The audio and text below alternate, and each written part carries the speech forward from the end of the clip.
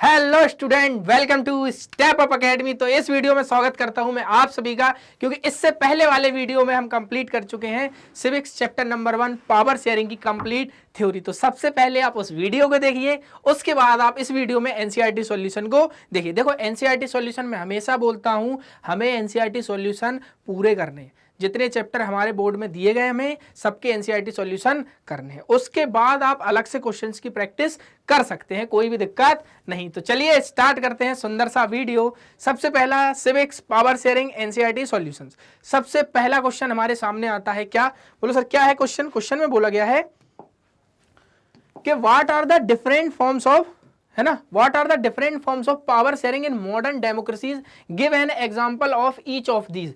देखो modern form of power sharing democracy की जब हम बात करते हैं तो हमारा चैप्टर नंबर 1 का सबसे लास्ट टॉपिक बचता है, जिसमें मैंने आपको फॉर्म्स ऑफ पावर शेयरिंग बताई थी, जिसमें horizontally forms of power sharing बताई थी, है ना, वर्टिकल बताई थी, सोशल ग्रुप्स में किस तरीके से पावर शेयर की जाती, पॉलिटिकल पार्टीज और पॉलिटिकल प्रेशर्स ग्रुप में भी किस तरीके से पावर शेयरिंग की जाती है। तो ये सारी बात हम कर चुके थे, उसी के बारे में हमें इस क्वेश्चन में आंसर में लिखना है। अब आप समझ गए क्या लिखना है इस क्वेश्चन में। तो सबसे पहला हमारा पॉइंट क्या आएगा? सबसे पहला पॉइंट आएगा हमारा, in modern democracy the different forms of power sharing are given below the an example of each. सबसे पहला पावर शेयरिंग अमोंग डिफरेंट, सबसे पहला organ of government such as the legislature, executive and judiciary. इसमें जब हम power sharing करते हैं तो इसको हम बोलते हैं horizontal form of power sharing. क्या बोलते हैं? Horizontal form of power sharing. जो सबसे पहला पॉइंट था हमारा फॉर्म्स ऑफ पावर शेयरिंग में 4 तरीके से करते हैं वो हमें पता, पहला ये है। तो इसमें आगे देखो, it is called the distribution of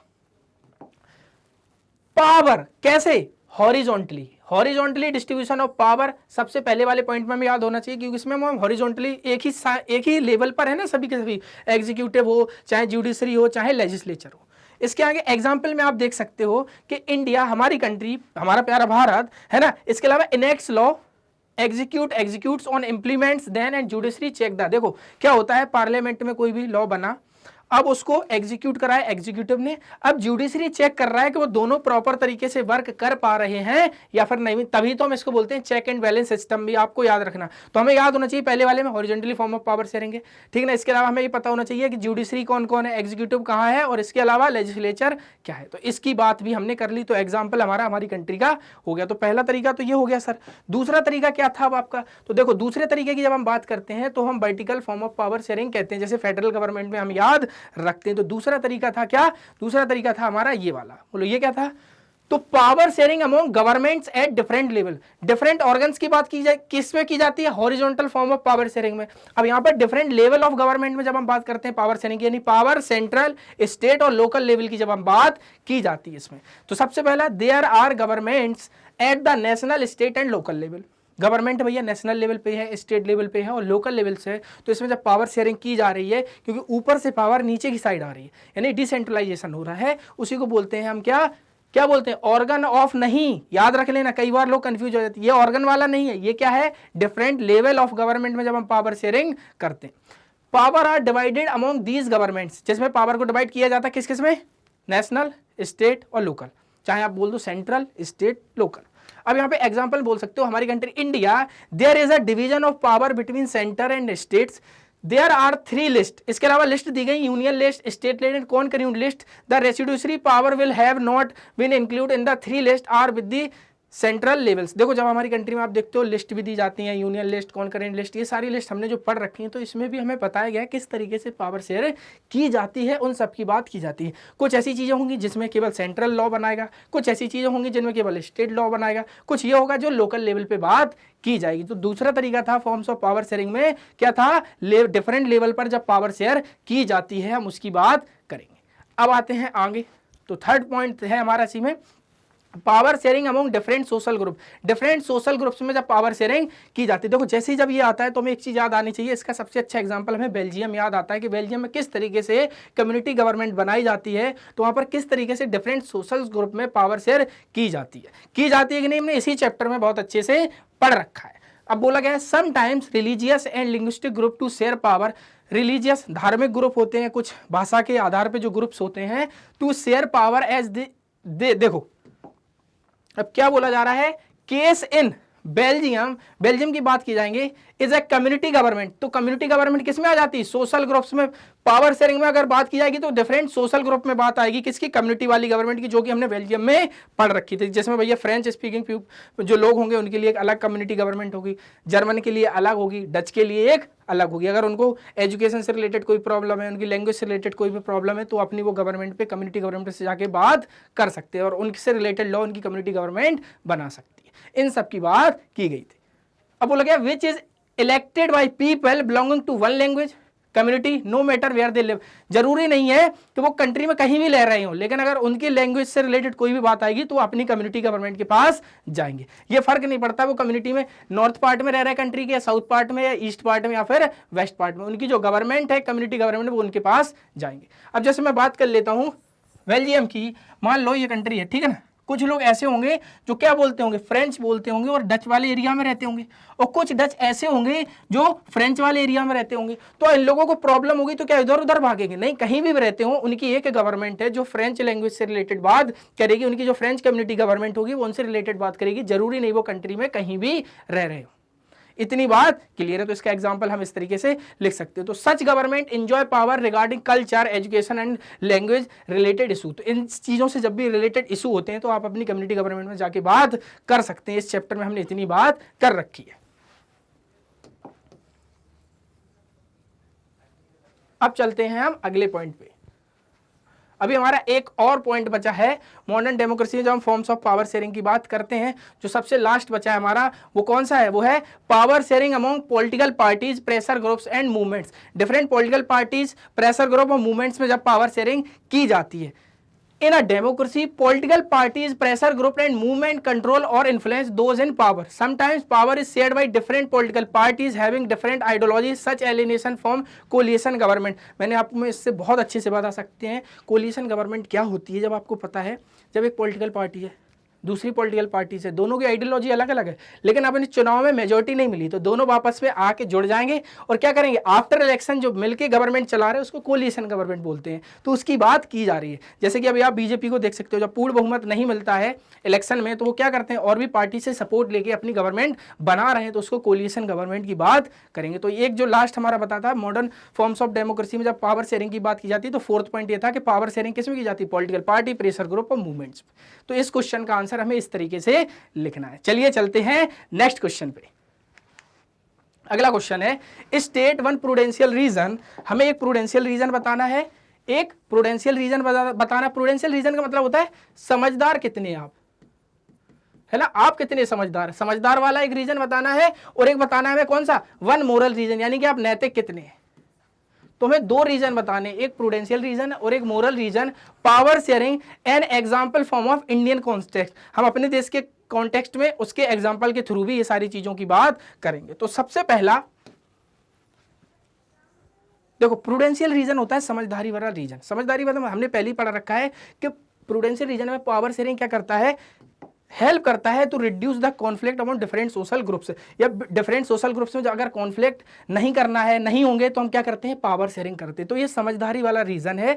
hence power sharing is a necessary for maintaining. देखो, पावर शेयरिंग बहुत जरूरी है किसके लिए? Maintain social harmony and peace. Social harmony और पीस को मेंटेन करने के लिए पावर शेयरिंग जरूरी है। ये किस तरीके का है? ये है समझदारी वाला रीजन। समझदार है अगर आप तो समझदारी भरा हुआ रीजन बताइए। तो ये हो गया कि भैया help the reducing the conflict between different social groups and share power sharing is necessary for maintaining social harmony और पीस की भी बात की जाएगी। क्योंकि अगर आप हार्मोनी रखना चाहते हो, पीस रखना चाहते हो, एक कंट्री में 1000 तरीके के लोग रह रहे हैं, सबके अलग अलग कम्युनिटी है, तो अगर हम सब में अलग अलग पावर डिवाइड कर देंगे तो लड़ेंगे ही नहीं, सीधी सी बात। और अगर एक ही कोई पार्टी या एक ही कोई ग्रुप पावर पूरी होल्ड करके रखता है तो वो केस आपको याद हो श्रीलंका वाला, कि श्रीलंका में किस तरीके से सिविल वॉर होता है। याद आया कि नहीं? किस तरीके से वहां पे रसगुल्ले बांटे जाते हैं। रसगुल्ले मतलब लाठियां चलती हैं, बंदूकें चलती हैं, ये सारी काम होते हैं वहां पर। क्यों? क्योंकि एक ही मेजोरिटी पार्टी पूरी पावर होल्ड करके अपने पास रख लेती है, जिससे माइनॉरिटी की सारी जो होती है उन्हें एलिएशन का फील आने लगता है। एलियन होगा क्या?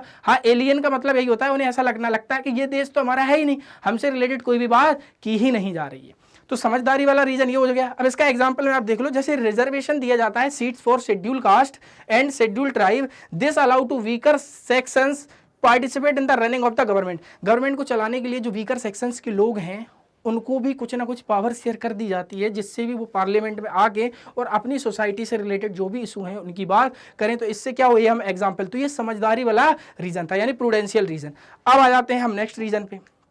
तो नेक्स्ट है हमारा मोरल रीजन। मोरल का मतलब होता है नैतिक। तो मोरल रीजन में हमने सबसे पहले पढ़ रखा है, क्या पढ़ रखा है कि डेमोक्रेसी में आपको पता है स्पिरिट ऑफ क्या होता है, power sharing is a very, democracy से रिलेटेड किस तरीके की बात की जाती है, तो it upholds the spirit of democracy, यह डेमोक्रेसी की आत्मा है। क्या है आत्मा, पावर शेयरिंग, याद रखो। वहां पे हमने क्या बोला, it reduce the conflict of different social groups, किसमें बात की हमने, प्रूडेंशियल रीजन में। लेकिन यहां जब बात करोगे, it upholds the spirit of democracy, यह डेमोक्रेसी की आत्मा है। ठीक है, क्या है भैया, ये मोरल रीजन है, ना कि प्रूडेंशियल रीजन, है ना। अब बोला गया in a truly democracy set up the citizen to have a stake in government. देखो अब क्या होता है, एक जो समझदारी वाली डेमोक्रेसी होती है उसमें setup the citizens to have a stake in governments, भाई गवर्नमेंट्स में वो लोग पार्टिसिपेट कर सकते हैं, कोई दिक्कत नहीं, क्योंकि वही तो लोग हैं जो गवर्नमेंट को चला रहे हैं डेमोक्रेसी में। In India the citizens can come together to debate and criticise, हमारे देश में लोग साथ में आते हैं, क्रिटिसाइज करते हैं जो भी गवर्नमेंट ने पॉलिसीज बनाई हैं, जो सब कुछ, the policies and decision of the government, government ने जो भी पॉलिसीज बनाई है, अगर अच्छा किया तो अच्छा भी बोलेंगे, गलत बनाया है तो गलत के बारे में भी बात की जाएगी। तो किस में बात की जा रही है, डेमोक्रेसी में। This is turn puts pressure on the government to rethink its policies and reconsider the decision। अगर उन्होंने गलत किया है तो भैया लोग उनके ऊपर प्रेशर बनाएंगे कि भैया आप सही लॉ को लेके आए या चीजों में कुछ ना कुछ इंप्लीमेंट जरूर कीजिए।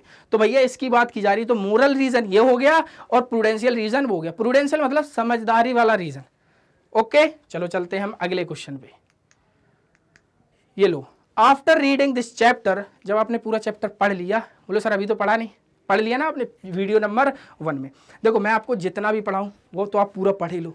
एक चीज़ हमेशा याद रखो, एनसीईआरटी भगवान है आपकी, उसको भी पूरा पढ़ते जाना है, समझ गए कि नहीं। एनसीईआरटी भी पूरी पढ़नी है, एनसीईआरटी कभी मत छोड़िएगा आप देखो कोई भी एग्जाम की आप तैयारी कर रहे हो, आप हो सकता है डिफरेंट कॉम्पिटिटिव एग्जाम की भी प्रिपरेशन करने लगते बहुत सारे स्टूडेंट, बिल्कुल करना चाहिए क्योंकि आपका हक है ना, क्योंकि हम डेमोक्रेटिक कंट्री में रहते हैं तो हमारा हक है, जो हम चाहेंगे वो कर सकते हैं और अच्छा होना चाहिए, एक चीज़ याद रखो, है ना।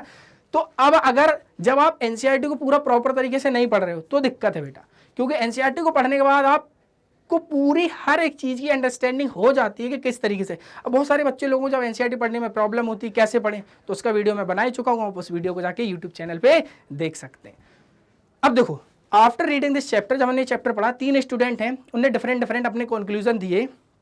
अब आपको बताना है कौन सा ऐसा कंक्लूजन जिसके साथ आप एग्री हैं और क्यों है एग्री, और रीजन लिखना है 50 वर्ड्स में। सबसे पहला एक बच्चा है जिसका नाम है थॉमन, बोल रहा है power sharing is necessary only in societies which have religious, linguistic और इथनिक डिवीजन। ये बच्चा कहता है कि पावर शेयरिंग वहीं जरूरी है जहां पर सोसाइटी में रिलीजियस के बेसिस में डिफरेंसेस हो, लिंग्विस्टिक बेसिस पे हो और इथनिक बेसिस पे डिवीजन हो, लोग भाषा के आधार पर बटे हुए हों, लोग रिलीजन के आधार पर बटे हुए हैं, लोग एथनिक कंपोजिशन के अकॉर्डिंग बटे हुए, तो वहीं पर हमें पावर शेयरिंग करनी है। क्या इस बात से आप एग्री हैं? बिल्कुल भी नहीं, ये गलत है, ठीक है ना, क्योंकि यहाँ पे देखो सर आपको ओनली शब्द आ गया है, केवल इसी के आधार पर होना चाहिए, तो ये चीज़ गलत है। अब दूसरा आ जाता है हमारा, दूसरा कौन सा बच्चा था, दूसरा था मैथाई। मैथाई क्या कहता है, मैथाई बोल रहा है भैया कि power sharing is suitable only for big countries that have religion and regional division. उसने बोला बड़ी बड़ी जो कंट्री है जहां पर रीजनल डिवीजन होता है उन्हीं के लिए पावर शेयरिंग जरूरी है। तो छोटी कंट्री क्या करें, घास काटने चली जाए क्या? नहीं भैया, तो क्या घास बांटने तो जाएंगे नहीं। तो भैया यहाँ पे बोला गया है कि जो बड़ी कंट्री है केवल वहीं जरूरी होता है पावर शेयरिंग के लिए, तो ये स्टेटमेंट भी बिल्कुल गलत है। अब आ जाओ थर्ड, औसिफ बोलता है, औसिफ, है ना, अच्छे से नाम है कि नहीं, यहाँ से अपना भी नाम रख लेना है, कोई दिक्कत नहीं है ना, पैसे थोड़ी लग रहे हैं इसके, फ्री में ही, ठीक है ना। Every society needs some form of power sharing even if it is small और does not have a social division. हर सोसाइटी में, हर एक सोसाइटी को जरूरत है पावर शेयरिंग की, जरूरी नहीं है कि वो स्मॉल, छोटा है, बड़ा है, या वहाँ पर कोई भी डिफरेंट टाइप का सोशल ग्रुप हो भी या फिर नहीं भी हो। तो ये स्टेटमेंट बिल्कुल सही है, क्योंकि हर जो कोई भी सोशल सोसाइटी होती है, हर किसी को पावर शेयरिंग की जरूरत होती है, तभी तो जो कॉन्फ्लिक्ट्स आते हैं उनको दूर किया जा सकता है पावर शेयरिंग के द्वारा, जो कि हम डेमोक्रेसी में बात करते हैं। अब आ जाते हैं, तो भैया औसिफ स्टेटमेंट इज द मोस्ट, तो सबसे पता चला कि जो थर्ड, तीसरे नंबर का बच्चा था, किसमें बच्चा था तीसरे नंबर का, इसमें जो स्टूडेंट था तीसरे नंबर का, वो क्या कह रहा है, उसका आंसर स्टेटमेंट एकदम सही है। औसिफ स्टेटमेंट इज मोस्ट लॉजिकल, उसका statement logical, thus should be agreed on every society needs some of forms of power sharing, हर सोसाइटी को पावर शेयरिंग की जरूरत है, फॉर्म्स ऑफ पावर शेयरिंग की, even if it is small, जो छोटी हो या बड़ी हो इससे फर्क नहीं पड़ता है। A democratic society is one where its member और citizen through participation acquire stake in the system, वहां से लोग गवर्नमेंट में जा सकते हैं। भैया सीधी सी बात, क्या पावर शेयरिंग हो रही है जिससे जो लोग हैं वो गवर्नमेंट में पार्टिसिपेट कर सकते हैं, अपने हक की बात की जा सकती है। ओके इसके अलावा power sharing not only prevents conflict, power sharing prevents conflict between various groups in the society but it also generates a sense of belonging among them of the society. Power sharing जरूरी नहीं केवल आपने बोला कि conflict को दूर करती है, कॉन्फ्लिक्ट को दूर तो करने के साथ साथ है जो सोसाइटी उसको बिलोंगिंग आपस में जोड़ने का काम करती है। समझ गए हो कि नहीं? देखो आपने power sharing different tribes area में कर दी, डिफरेंट आपने अलग अलग कास्ट में कर दी, तो बाद में फिर वो सबको कलेक्ट करने का काम करती, ना कि उनको तोड़ने का काम करती। उसी की बात की जा रही है कि जरूरी नहीं कि केवल वो आपको प्रिवेंट्स करता है केवल कॉन्फ्लिक्ट से, बल्कि इसके अलावा वो क्या करता है, generates a sense of belonging among them of the society, जो सोसाइटी में रह रहे हैं उनको जोड़ने का भी काम करता है। क्या पावर शेयरिंग की जब हम बात करते हैं, power sharing help to maintain a balance of power among various institution and also a check how it's the exercise. तो भैया इससे क्या होता है, बैलेंस भी करता है, पावर शेयरिंग सोसाइटी में बहुत सारी चीजों को बैलेंस भी करता है और चेक भी करता है कि किस तरीके से चीजें चल रही हैं। Irrespective of the size of a country, of the type of a society, people will be more satisfied where they have a say in this functional and the decision making process of the system। देखो सीधी सी बात है, किसी भी democracy में power share हो रही है और उसमें अगर जो नॉर्मल पीपल है वो अगर पार्टिसिपेट नहीं कर पा रहा है या अपने लीडर को इलेक्ट करके नहीं भेज पा रहा है तो वो किसी तरीके की पावर शेयरिंग नहीं है। तो इसीलिए भैया यहाँ पे बोला गया irrespective of the size of the country the type of society people will be more satisfied where they have a say in the function and decision making process of the system. वो satisfy होते हैं कि जो decision making में जो भी decision निकल के आ रहा है पावर शेयरिंग से वो एकदम सही है। तो हमें याद आए जो तीसरा स्टूडेंट था उसकी बात एकदम सही थी, है ना? इतनी बात क्लियर हो गई होगी आप सभी लोगों को। चलिए चलते हैं अगले क्वेश्चन।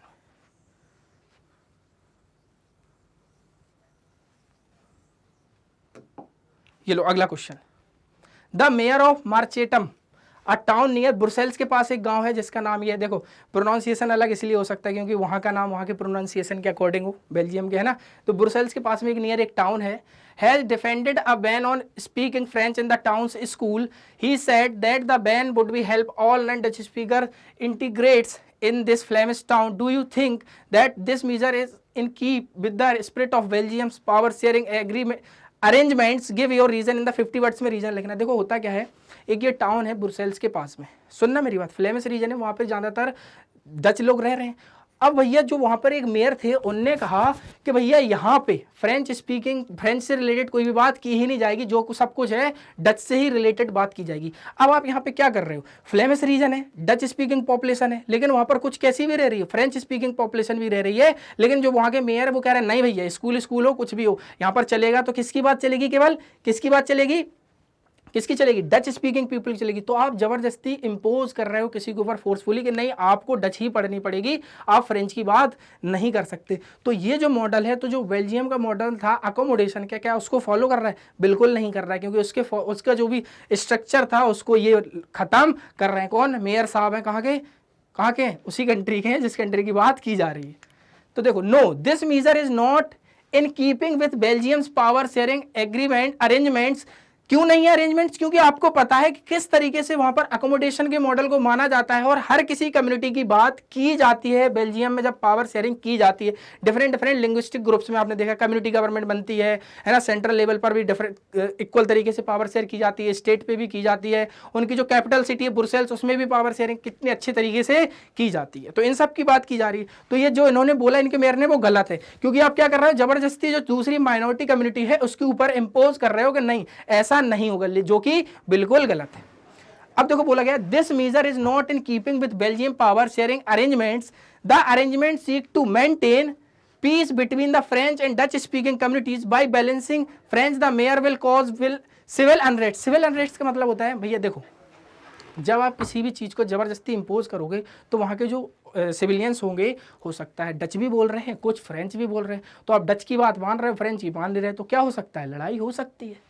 तो इनने जो बोला है वो गलत है, और जो बेल्जियम का मॉडल है उसके अकॉर्डिंग बिल्कुल भी नहीं बोला है इन्होंने।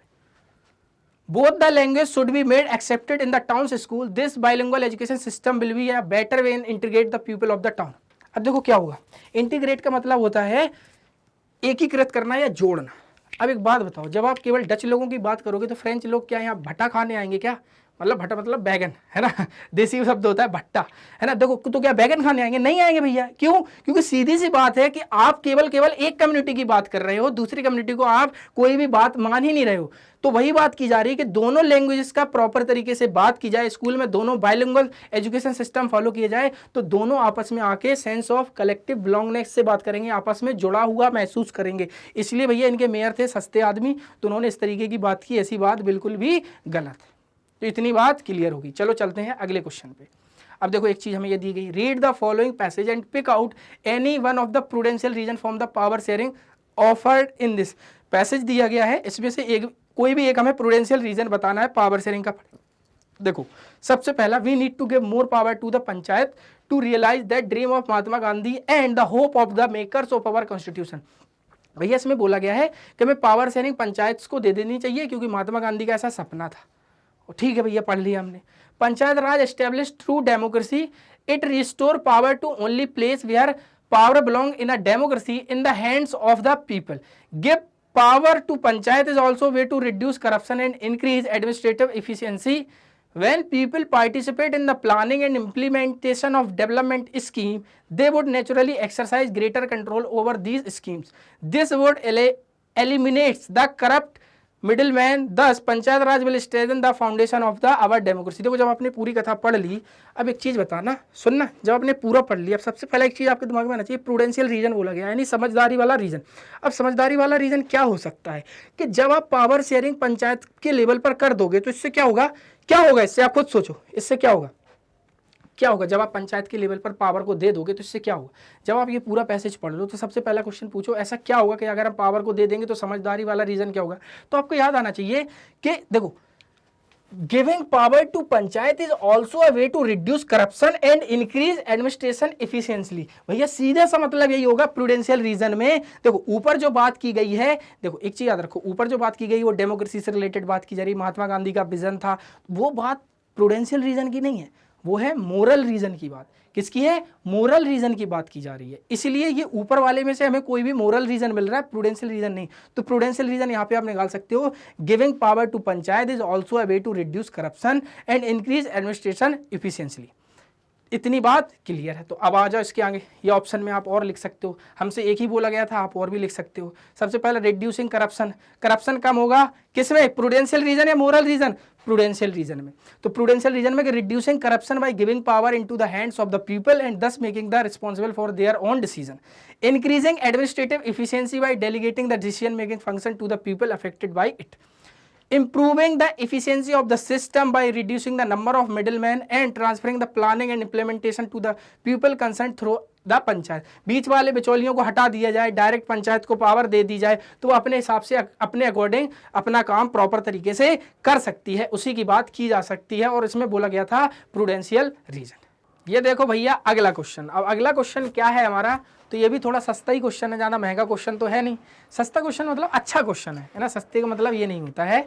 Different arguments are usually put forth in favour of and against power sharing. Identify those which are in favour of power sharing and select the answer using the quotes given below power sharing. यहाँ पे दो तरीके के question बनाए जा सकते हैं, एक आर्ग्यूमेंट्स जो फेवर में है, दूसरे आर्ग्यूमेंट जो फेवर में नहीं है। तो जो फेवर में नहीं है उनका भी क्वेश्चन बन सकता था, और जो फेवर में है उनका तो क्वेश्चन है ही हमारे सामने।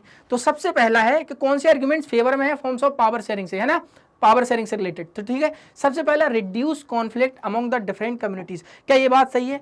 सीधी सी भाई बिल्कुल सही बात है, क्योंकि पावर शेयरिंग में जब भी हम बात करते हैं ये रिड्यूस करता है कॉन्फ्लिक्ट को डिफरेंट कम्युनिटीज में।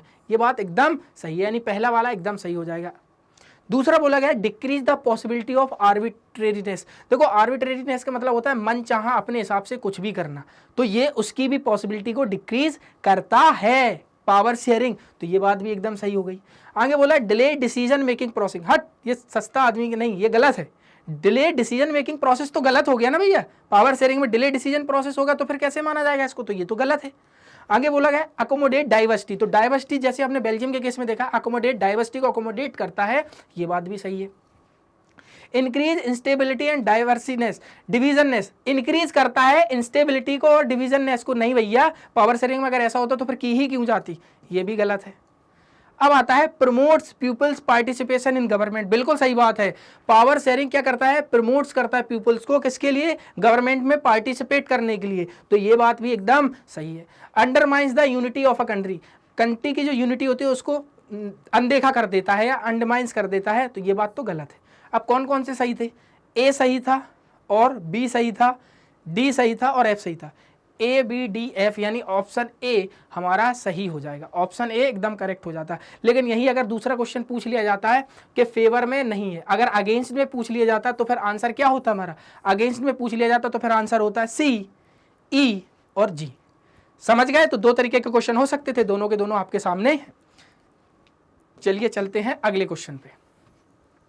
इतनी बात क्लियर है, ये रहा हमारा अगला क्वेश्चन, ठीक है ना। ये क्वेश्चन नंबर 7। अब क्वेश्चन नंबर 7 पढ़ना आप बहुत अच्छे से, फिर आंसर बताना क्या है इस क्वेश्चन का।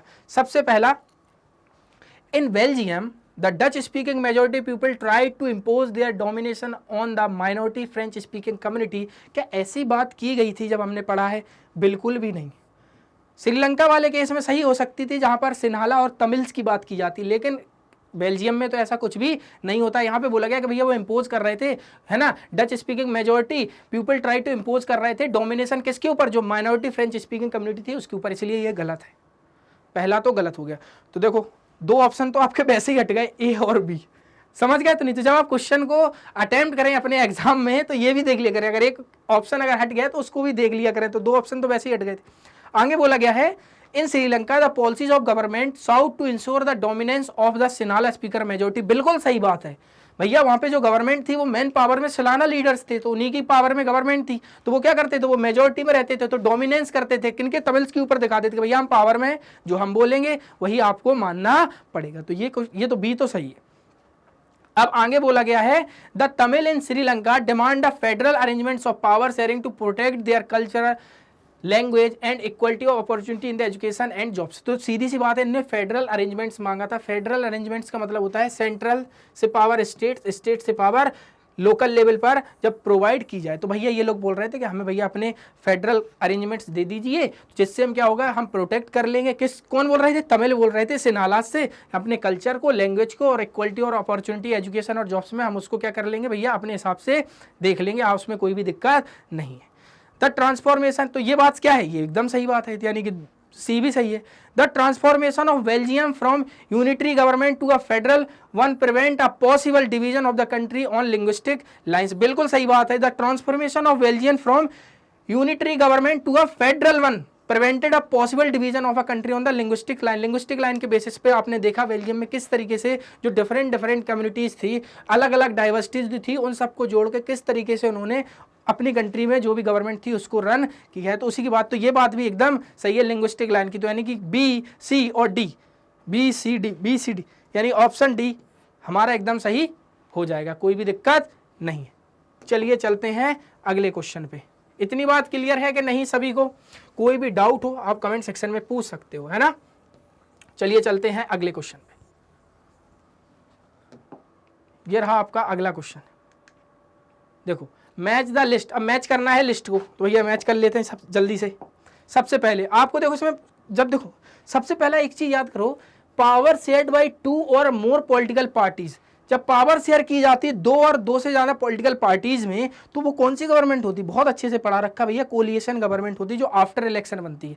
तो देखो फोर्थ का सी किस किस में है, इस ऑप्शन में नहीं है, ये भी गलत, इसमें नहीं है, ये भी गलत, ये 2 ऑप्शन बचे हमारे पास। अब देखते हैं सबसे पहला का, power shared among different organs of government. तो इसको कम्युनिटी गवर्नमेंट बोलेंगे? नहीं, इसको सेपरेशन ऑफ पावर बोलेंगे या फेडरल गवर्नमेंट। फेडरल गवर्नमेंट का मतलब क्या होता है, डिफरेंट लेवल्स पे जब पावर शेयर की जाती है, यानी कि ये इसका हो जाएगा ये, और सेपरेशन ऑफ पावर हो जाएगा ये। अब बचा कौन सा है हमारा, सोशल ग्रुप्स, यानी कि कम्युनिटी गवर्नमेंट की बात की जाती है, क्योंकि डिफरेंट सोशल ग्रुप्स के बीच में जब पावर शेयर की जाती है तो कम्युनिटी गवर्नमेंट की बात की जाती है। तो भैया देख लो आप यहाँ पे, फर्स्ट का क्या हो गया, बी, फर्स्ट का हो गया बी, और सेकेंड का हो गया है डी, और थर्ड का हो गया है ए और फोर्थ का हो गया है सी, यानी ऑप्शन सी आपका एकदम करेक्ट हो जाएगा। तो मैचिंग के क्वेश्चन आएंगे वो ये रहे।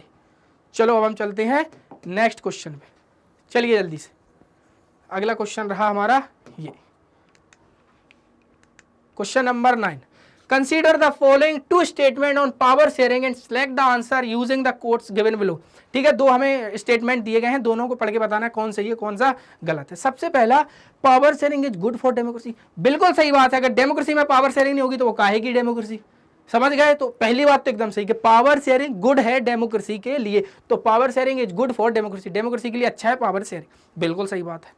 It helps to reduce the possibility of conflict between social group, इसलिए अच्छा है क्योंकि ये हेल्प करता है रिड्यूस करने में डिफरेंट पॉसिबिलिटीज और कॉन्फ्लिक्ट को, सोशल ग्रुप्स के बीच में जो भी डिफरेंट टाइप्स के कॉन्फ्लिक्ट्स होते हैं उसकी क्या रिड्यूस करता है, उसकी पॉसिबिलिटीज को, क्या, पावर शेयरिंग। तो ये बात भी सही है, तो दोनों के दोनों सही भैया। तो किसमें, ऑप्शन बी, किसमें है, option B, both A and B are true. तो इसका आंसर हो जाएगा हमारा ये वाला। इतनी चीज क्लियर है, ओके। चलो अब हम चलते हैं आगे। तो आगे क्या है, तो इस तरीके से हमारा पूरा चैप्टर कंप्लीट हो गया है। सबसे पहले हमने थ्योरी कंप्लीट कर ली, इसके बाद हमने एनसीईआरटी सॉल्यूशंस कर लिए, तो आपका पूरा का पूरा चैप्टर रिवाइज हो चुका है। तो उम्मीद करता हूँ ये वीडियो आपको पसंद आया होगा। वीडियो पसंद आए तो वीडियो को लाइक करें, चैनल को सब्सक्राइब करें। तब तक के लिए मिलते हैं नेक्स्ट वीडियो में। Thank you.